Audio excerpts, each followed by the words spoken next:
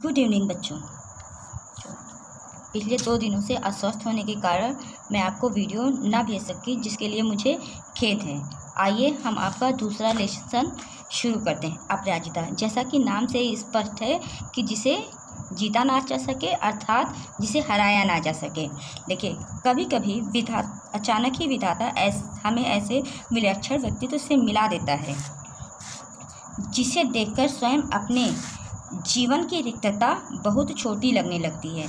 हमें तब लगता है कि भले ही उस अंतर्यामी अर्थात ईश्वर या परमात्मा आप कह सकते हैं ने हमें जीवन में कभी कभी अकस्मात यानी अचानक ही, अकारण यानी बेवजह ही, बिना किसी कारण ही दंडित यानी हमें पनिश किया हो कर दिया हो, किंतु हमारे किसी अंग को हमसे विच्छिन्न कर हमें उससे वंचित नहीं किया। विच्छिन्न मतलब छीन लिया हो या कट गए हों। वंचित यानी किसी भी चीज़ को समाप्त कर देना या रोक लेना। फिर भी हमने ऐसा मानो है जो अपनी विपत्तियों में के कठिन क्षणों में विधाता यानी भगवान को दोषी नहीं ठहराता।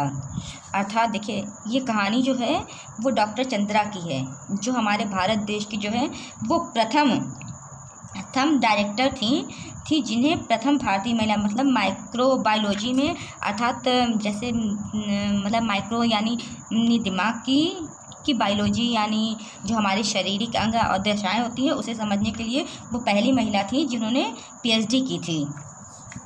ठीक है। एक ऐसी अभिशप्त काया देखी, अभिशप्त मतलब जो किसी भी अवस्था में टूटे ना, जिसे विधाता ने कठोर दंड दिया, परंतु उसे वह नतमस्तक आनंदी मुद्रा में झेल रही है। नतमस्तक मतलब अपना सर झुकाकर, आनंदी मतलब खुशी या प्रसन्नता की मुद्रा मतलब अवस्था में झेल रही है। विधाता को कोस नहीं रही, अर्थात वो विधाता को या भगवान को किसी भी प्रकार का दोष नहीं दे रही है। वो जैसा है, जिस प्रकार का भी है, वो खुद अपने आप में ही खुश होकर जी रही है। उसकी कोठी का अहाता यानी जाते हैं बड़ा सा लॉन एकदम हमारे बंगले के अहाते से जुड़ा था। ये जो लेखिका आपकी कहानी लिख रही हैं, जिनका नाम जो है शिवानी है, उनके बिल्कुल बगल के पड़ोस में वो रहती थी। अपनी कोठी से उसे पहली बार कार से उतरते देखा।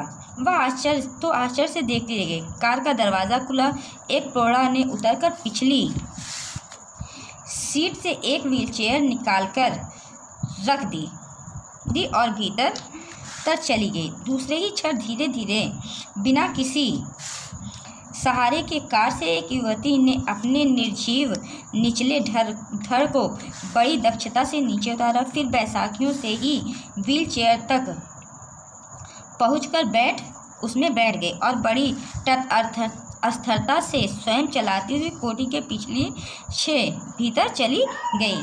कह रहे हैं कि एक प्रौढ़ावस्था यानी आप समझते ही होंगे, मतलब उस जो भी महिला थी उसकी उम्र जो है वो 40-45 साल थी। उस कार से जो है एक युवती निकली, मतलब जिसकी एज ये मान के चलिए कि 22-24 साल होगी। ये जिसका निचला धड़ जो था वो बिल्कुल बेजान था। बेजान यानी वो समझ लीजिए कि वो बिल्कुल पोलियो से ग्रस्त थी, मतलब उसके हाथों पैरों में किसी भी प्रकार का मूवमेंट या क्रियाशीलता नहीं थी। लेकिन फिर भी उसे किसी का सहारा लेना पसंद नहीं था, इसलिए वो बस कार का दरवाज़ा खोल के चली गई और फिर वो बैसाखियों से सहारे से खुद ही बाहर निकली और बड़ी दक्षता से उसने व्हीलचेयर निकाली और व्हीलचेयर के सहारे वो उस पर चलती हुई व्हीलचेयर पे बैठी और फिर खुद ही उस व्हीलचेयर को खींचकर जो है वो कोठी के अंदर चली गई, यानी भीतर यानी अंदर चली गई। मैं फिर नियत उस समय पर उसका यह विचित्र आवागमन देखती और आश्चर्यचकित रह जाती। कह रहे हैं कि फिर लेखिका जो है उसी समय पर नियत से, मतलब जैसे एकदम नहीं होता नियत के मतलब उसी समय पर, नियत यानी उसी समय पर उसका विचित्र मतलब अनोखा का आवागमन मतलब आने जाने का क्रम देखती और चकित रह जाती, मतलब आश्चर्यचकित रह जाती। ठीक जैसे कोई मशीन बटन खटखटाती अपना काम किए चली जाती है। वो लड़की इस प्रकार से कार्य करती थी जैसे कोई मशीन के बटन दबाता है और मशीन अपना कार्य करने लगती है। स्पष्ट है बच्चों?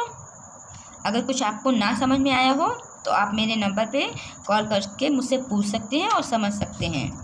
आगे चलो। धीरे धीरे मेरा उससे परिचय हुआ, मतलब जब हम आस पड़ोस में रहते हैं तो किसी से भी धीरे धीरे परिचय करते हैं तो उससे उनका धीरे धीरे परिचय हो गया। कहानी सुनी तो दंग रह गई, और उन्होंने जब उससे पूछा, उसकी कहानी सुनी, तो ये सुन के कि उसके साथ क्या हुआ था, किस प्रकार उसका निचला अंग जो था वो कार्य करने में असमर्थ हो गया था, वो सुनी तो वो दंग रह गई।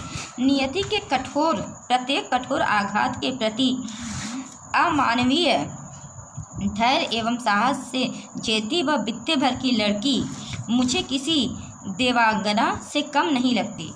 कह रहे कि नियति यानी प्रकृति के प्रत्येक मतलब अनेक, कठोर मतलब कठिन, आघात यानी चोट को, अति मतलब अत्यंत, अमानवीय मतलब जैसे मनुष्य के कुछ भी आचार विचार होते हैं ना, उस पर अमानवीय मतलब दंडनीय, धैर्य मतलब धैर्य यानी धीरज से साहस यानी साहस से झेलती हुई, बित्ते भर की से यहाँ मतलब है कि वो छोटी सी लड़की कि मुझे किसी देवांगना यानी किसी भी देव आत्मा से कम नहीं लगी। मैं चाहती हूँ कि मेरी पंक्तियों को उदास आँखों वाला व गोरा उजले वस्त्रों से सुसज्जित लखनऊ का मेघावी युवक भी पढ़े। कह रहे हैं कि लेखिका किसी युवक से कभी मिली थी और मिलने के बाद उस युवक की जो भी प्रक्रिया रही हो, उस प्रक्रिया के बारे में देखकर वो ये चाहती थी, मतलब वो भी कभी किसी कारणवश किसी भी मतलब जैसे दुर्घटना का शिकार हुआ था और उसने अपना मानसिक संतुलन खो दिया था, तो वो ये चाहती थी कि वो मेघावी युवक भी उनकी ये घटना पढ़े, जिसे मैंने कुछ माह पूर्व अपनी बहन के यहाँ देखा था, जिसे उन्होंने कुछ महीने पहले अपनी बहन के यहाँ देखा था। वह IAS की परीक्षा देने इलाहाबाद गया था। वह IAS की परीक्षा देने के लिए इलाहाबाद गया था। लौटते समय किसी स्टेशन पर चाय लेने उतरा कि गाड़ी चल पड़ी। मतलब वो जब उधर से वापस आ रहा था इलाहाबाद से, तो किसी स्टेशन पे वो चाय पीने के लिए उतरा और अचानक ही गाड़ी चलने लगी। चलती ट्रेन में कुल्हड़ सहित चढ़ने के प्रयास में गिरा और पहिए के नीचे हाथ आ गया। मतलब वो चलती हुई जब चाय लेके वो चढ़ा ट्रेन, मतलब तो ट्रेन जो है वो चलने लगी और अचानक ही वो कुल्हड़ यानी जिसे हमारे यहाँ भरुका बोलते हैं, वो भरुका लेके ही ट्रेन पे चढ़ने का प्रयास किए और वो चढ़ नहीं पाया और अचानक ही वो गिरा और उसका हाथ जो है वो ट्रेन की पहिए के नीचे आ गया। प्राण तो बच गए पर दायां हाथ चला गया। कह रहे उसके प्राण तो बच गए थे, लेकिन दायां हाथ जो है वो रेल की पहियों के नीचे आया और वो जो है वो कट गया। उसी विच्छिन्न भुजा के साथ मानसिक संतुलन भी खो गया। विच्छिन्न मतलब कटी हुई, कह रहे उसी विच्छिन्न मतलब कटी हुई भुजा के साथ उसने अपना मानसिक संतुलन भी खो दिया। अर्थात वो मानसिक संतुलन खो दिया या अर्थात वो थोड़ा थोड़ा असंतुलित हो गया। मतलब वो ये सोचता था कि अब मेरे भविष्य का क्या होगा, मेरे पास कोई भी फ्यूचर नहीं, मेरा फ्यूचर खराब होगा, ये सब सोच के वो हल्का फुल्का सा ये समझिए वो मानसिक संतुलन अर्थात वो पागलपन की अवस्था में गया। अपने दुख को भुलाने के लिए नशे की गोलियाँ खाने लगा। समझ रहे ना, वो पहले अपने दुख को कम करने के लिए नशे की गोलियां खाने लगा और अब नूर मंजिल की शरण गई है। नूर मंजिल यानी कोई पागल खाना है जिसे लोग कहते हैं, या फिर अनाथ आश्रम टाइप का है जिसे वहीं पे वो रहता है। मतलब अब उसके मम्मी पापा ने या किसी ने भी उसका साथ नहीं दिया या एक प्रकार से वो पागल हो गया और अब वहीं रहता है। केवल एक हाथ खोकर ही उसने हथियार डाल दिया। कह रहे हैं कि उसने केवल एक हाथ ही खो दिया था और फिर भी उसने जीवन के सामने अपने हथियार डाल दिए। इधर चंद्रा है जिसका निचला अन्न धड़ ही निष्प्राण मांसपिंड मात्र सदा उत्फुल्ल है। कह रहे हैं कि इधर डॉक्टर चंद्रा है, मतलब चंद्रा अभी वो डॉक्टर नहीं बनी थी, उनका नाम चंद्रा था, जिसका निचला धड़ ही निष्प्राण, मतलब उसका निचला धड़ ही जो है वो निष्प्राण है। मतलब जैसे हमें कहीं पे भी चिंगोटी काटी जाए तो हम कहते हैं ना कि अरे बहुत दर्द हो रहा है, छोड़ दो, लेकिन उसके निचले अंग में अगर हम चिंगोटी काट भी लें बहुत ज़ोर से तो भी उससे कुछ भी अनुभव नहीं होगा, क्योंकि वहाँ पे उसके प्राण ही नहीं है। मांस पिंड है, मतलब सिर्फ एक गोश्त का मांस यानी गोश्त, और पिंड यानी लोथड़ा। कह रहे कि सिर्फ मांस का एक लोथड़ा है। सदा उत्फुल्ल है, लेकिन उस उत्फुल्ल यानी उत मतलब हृदय, फुल्ल मतलब प्रसन्नचित, लेकिन उसके चेहरे पे जो है वो सदा जो है वो प्रसन्न रहता है, उसका मन जो है वो सदा प्रसन्न रहता है। चेहरे पर विषाद की एक रेखा नहीं। चेहरे यानी चेहरा आप समझते ही हैं यानी मुख, और उसके मुख पे विषाद यानी दुख की, कह रहे उसके चेहरे पे दुख की एक रेखा भी नहीं है। बुद्धिदीप्त आँखों में अदम्य उत्साह। बुद्धिदीप्त यानी बुद्धि यानी हमारा जो दिमाग होता है, दीप्त मतलब रोशनी, नहीं कह रहे हैं कि उसकी बुद्धि में जो है वो एक प्रकार की रोशनी है। और आँखों में अदम्य मतलब जो कभी ना समाप्त हो, और उत्साह मतलब उत्साह होता है उसकी के मतलब दिमाग में एक प्रकार की रोशनी है और आँखों में कभी ना समाप्त होने वाला उत्साह है। प्रतिपल प्रतिक्षण भरपूर उत्कंठ जीविसा और फिर कैसी कैसी महत्वाकांक्षाएं। प्रतिक्षण प्रतिपल यानी प्रत्येक पल यानी प्रत्येक सेकंड या प्रत्येक मिनट भरपूर उत्कट मतलब उसके हृदय में जिज्ञासा मतलब जीने का उत्साह है। और कैसी कैसी महत्वाकांक्षाएं यानी ना जाने कौन कौन से उद्देश्य हैं जिसे वो पूरा करना चाहती है। स्पष्ट है बच्चों? अगर इस पूरे पैराग्राफ में या पूरे अवतरण में आपको कहीं भी कुछ भी अविचलित लगे या जो आपको ना समझ में आया हो तो आप हमसे ज़रूर ही कांटेक्ट करिएगा। मैडम आप लखनऊ जाते ही क्या मुझे ड्रग रिसर्च इंस्टीट्यूट से पूछकर बताएंगी कि क्या वहाँ जाने पर मेरे विषय में माइक्रोबायोलॉजी से संबंधी कुछ सामग्री मिल सकती है।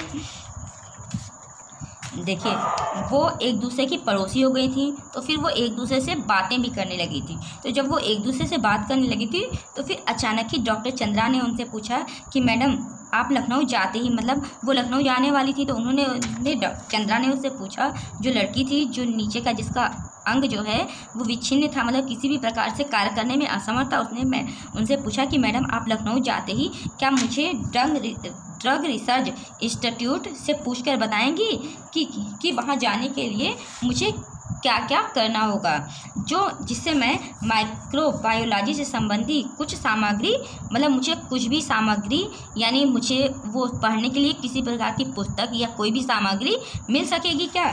मैडम आप कह रही थी कि आपके दामाद हवाई के ईस्ट वेस्ट सेंटर में हैं। फिर उसने कहा कि मैडम आप कह रही थी कि आपके दामाद जो हैं हवाई के ईस्ट वेस्ट सेंटर में हैं, क्या आप उन्हें मेरा बायोडाटा भेजकर पूछ सकती हैं कि मुझे वहाँ कोई फेलोशिप मिल सकती है। मतलब बायोडाटा का मतलब वो होता है कि हमारे पास जितनी भी डिग्रियाँ होती हैं उन्हें भेजकर क्या आप उनसे पूछ सकती हैं कि मुझे वहाँ कोई फेलोशिप मिल सकती है, अर्थात कोई किसी भी प्रकार की फेलोशिप मिल सकती है। कि यहाँ कभी कभी सामान्य हड्डी टूटने पर या पैर में मोच आ जाने के कारण ही प्राण ऐसे कंठगत हो जाते हैं जैसे विपत्ति का आकाश सिर पर टूट पड़ा। और इधर यह लड़की है कि पूरा निचला धड़ सुन है फिर भी बोटी फड़क रही है। ऊंची नौकरी की एक ही नीरस करवट में उसकी निरंतर प्रतिभा डूबती जा रही है। आजकल वह IIT मद्रास में काम कर रही है। बच्चों इस अवतरण में ये बताया जा रहा है कि अगर किसी भी सामान्य मनुष्य की एक हड्डी भी टूट जाती है या उसके पैरों में मोच भी आ जाती है तो उसके कंठगत यानी गले से आवाज़ भी नहीं निकलती एक प्रकार की और उसके सर पर जो है वो ऐसा लगता है जैसे परमात्मा ने अर्थात ईश्वर ने क्या क्या पहाड़ तोड़ दिए हैं, मतलब उसके पास अनेक दुखों का पहाड़ जाता है। इधर यह लड़की चंद्रा है जिसका निचला अंग जो है वो पूरा जो है वो शून्य है, लेकिन फिर भी उसकी बोटी यानी जो बोटी यानी जैसे मतलब उसके शरीर का अंग जो है वो फड़क रहा है, मतलब वो एक अंग उसका जो है वो प्रफुल्लित मन से जो है वो महत्वाकांक्षाओं के मतलब पर लगाकर जो है वो उड़ना चाहता है।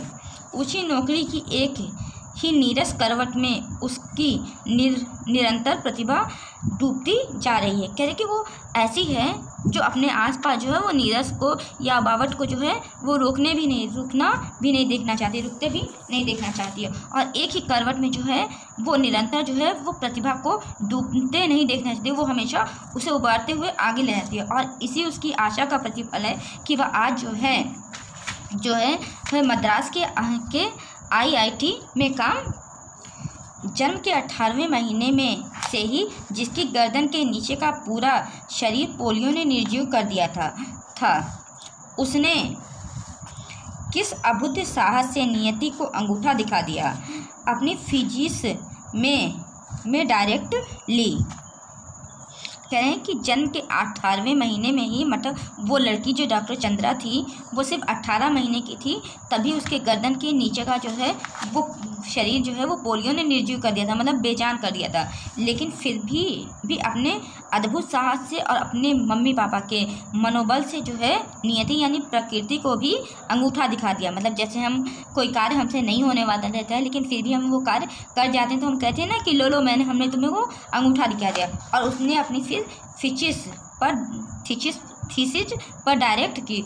थीसिस जो होती है मतलब किसी भी प्रकार का एक प्रोजेक्ट होता है जिस पे उसने डायरेक्ट की थी, डॉक्टरेट की थी।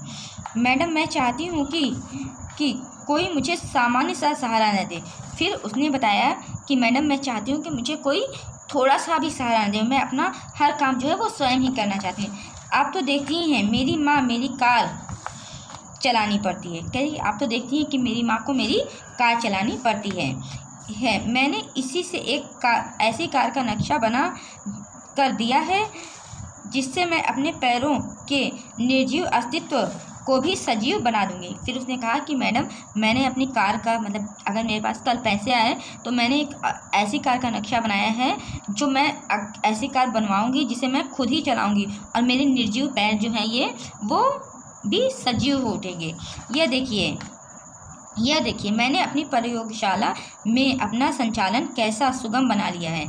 यह देखिए मतलब उसने उन्हें अपना कमरा दिखाया और उसने कहा कि ये मेरी प्रयोगशाला है जिससे मैंने अपना कमरा जो है अपने सारे कार्य मैं संचालित करती हूँ। संचालित मतलब कार्य को किस प्रकार करना है, संचालन का मतलब वो होता है, सुगम मतलब आसान होता है, मैंने उसे आसान बनाया। मैं अपना सारा काम अब स्वयं ही निपटा लेती हूँ, मैं अपना सारा काम जो है अब स्वयं ही निपटा लेती हूँ। अगला अवतरण पढ़ते हैं। देखिए उसने मुझे तस्वीरें दिखाई, उसने उन्हें कुछ तस्वीरें भी दिखाई। समस्त सामग्री उसके हाथों की पहुंच तक ऐसे धरी थी कि निचला धड़ उठाए बिना ही वह मनचाही सामग्री में से उतार लेती थी। फिर उन्होंने उसे कुछ ऐसी फ़ोटो दिखाई जिससे वो अपना निचला धड़ उनका किसी भी प्रकार का कोई काम नहीं करता था लेकिन फिर भी वो मनचाही सामग्री मेज़ पर उतार लेती थी। किंतु उसकी आज की इस पटुता के पीछे एक सुदीर्घ कठिन अभ्यास की यातनाप्रद भूमिका थी। कहीं लेकिन जो आज वो पटुता यानी बहुत ही आसानी से या चालाकी से वो सब कुछ कर लेती थी, इसके पीछे सुदीर्घ मतलब बहुत पुराना, कठिन मतलब कठिन यानी बहुत कठोर, अभ्यास यानी आप जानते हैं अभ्यास यानी अभ्यास करना मतलब लगातार प्रयास करना किसी भी काम को, कि यातनाप्रद भूमिका थी। यातना मतलब दुख की भूमिका मतलब एक रोल होता है, वो एक रोल था। स्वयं डॉक्टर चंद्रा के प्रोफेसर के शब्दों में। फिर प्रोफेसर यानी जैसे हम आपके टीचर हैं, प्रोफेसर यानी नहीं प्रोफेसर उन्हें कहते हैं, बस ये होता है कि हम आपके टीचर हैं। इंटर कॉलेज के लोगों को टीचर कहते हैं और डिग्री कॉलेज में जो लोग पढ़ाते हैं उनको प्रोफेसर बोलते हैं। हमने आज तक 2 व्यक्तियों के द्वारा सम्मिलित रूप से नोबेल पुरस्कार पाने के विषय में सुना है। कह रहे हैं कि उन्होंने कहा कि हमने 2 व्यक्तियों को ही सम्मिलित मतलब समान रूप से नोबेल पुरस्कार पाते हुए सुना है, किंतु आज हम शायद पहली बार पीएचडी के विषय में कह सकते हैं। पीएचडी के विषय में कह सकते हैं। पीएचडी वो डिग्री होती है, पीएचडी वो डिग्री होती है या सनद होती है जब किसी को भी कोई पुस्तक लिखनी होती है किसी विषय पे, तो अगर कोई वो पुस्तक लिख लेता है तो फिर वो पीएचडी उसको कहते हैं। देखा जाए तो यह डॉक्टरेट की संयुक्त रूप से मिलती है। देखा जाए तो ये सिर्फ डॉक्टरेट को संयुक्त रूप से मिलती है। डॉक्टर चंद्रा और उनकी अद्भुत साहसी जननी श्रीमती टी सुब्रमण्यम ने को 25 वर्ष की इस सहिष्णु महिला ने पुत्री के साथ साथ कठिन साधना की और इस साधना का सुखद अंत हुआ 1976 में जब डॉक्टर चंद्रा को डॉक्टरेट मिली। कह रहे हैं कि उनकी मम्मी जो थी, जननी मतलब माता होती है, कहते उनकी मम्मी जो थी टी सुब्रमण्यम को 25 वर्ष की अवस्था में सहिष्णु मतलब जो हर काम करने में सफल हो महिला को पुत्री के साथ साथ कठिन साधना की, मतलब उनकी मम्मी ने भी उनके कार्य में सहयोग दिया। दिया और इसका अंत तब हुआ जब 1976 ईस्वी में डॉक्टर चंद्रा को डायरेक्टर मिली और वो माइक्रोबायोलॉजी की प्रथम अपंग स्त्री पुरुषों में डायरेक्ट पाने वाली पहली महिला बनी। गुड बाय बच्चों, घर में रहिए, अपना अध्ययन अध्यापन